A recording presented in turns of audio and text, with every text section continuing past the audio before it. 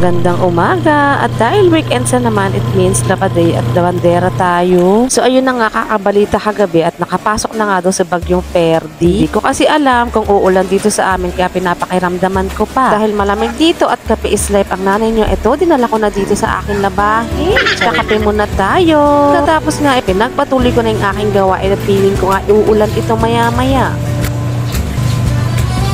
May pasok nga yung jusawa ko, ayun nga, si asikaso muna ang nanay, kaya dito muna ako dito sa loob. Din pala ako nakapasok sa loob ay umaambon na nga. Ito na yung sinasabi ko. Maya-maya nagpakita na rin si Haring Araw. Ito, nilapas ko na yung aking mga sampay. Kagabi pa kasi nag-uulan dito at hindi talaga mawari ang weather. Flex ko muna yung weather dito sa amin. Medyo may araw pero gloomy. Mamaya ay uulan yan. Tapos na ako sa labas, pero ito sa loob hindi pa rin tapos ang pagiging nanay. Ulit-ulit na lang po ang ating mga daily routine sa ating mga stay at home mom. Maraming salamat sa mga nakakaintindi na katulad kong nanay na nasa bahay lang. Nga hinugasan ko na yung mga kinainan namin kagabi at late na kasi nakauwi ang aking jusawa. Antok na kasi ako kagabi kaya hindi ko na siya talaga nahugasan. Dahil nagkasakit nga ako ng ilang araw, eto marami din pa akong tambak na gawaing bahay katulad ito paglilinis ng CR. Kung kasi talaga matiis, ilang linggo na talaga siyang nakatambak na ganyan. Pasensya na po kayo at marami po talagang mantsa ang aming CR. Manifesting, kami naman nasusunod na magpapaayos ng bahay. Dumaan na nag-iisda at bumili na nga ako ng galunggong at favorite namin ito magnana. Rito na lang muna tayo para madali ang ulam. Na nga ba ang sinasabi ko sa inyo at kumukulimlim na at may paambon effect na. Kumain na rin kami magnanay. O siya, hanggang dito po muna. Salamat sa pagsama.